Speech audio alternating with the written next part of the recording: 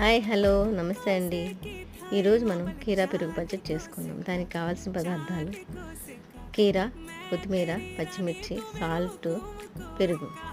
ముందుగా కీరాని పీల్ చేసి దాన్ని గ్రేట్ చేసి అది ఒక బౌల్లో తీసుకుని దానికి ఒక కప్పు పెరుగుని యాడ్ చేసుకుని రుచికి తగినంత సాల్ట్ తీసుకుని 2-3 పచ్చిమిర్చి కట్ చేసి సన్నగా నీళ్ళు వేసి కొత్తిమీర సన్నగా తరుక్కుని వేసుకుని బాగా కలిపి పెడితే కీరా పెరుగు పచ్చడి రెడీ అవుతుంది. దీన్ని పూరి, చపాతి, బిర్యానీలో తీసుకుంటే చాలా బాగుంటుంది. ఇది మీకు నచ్చినట్లయితే please like, share, comment, subscribe to my channel.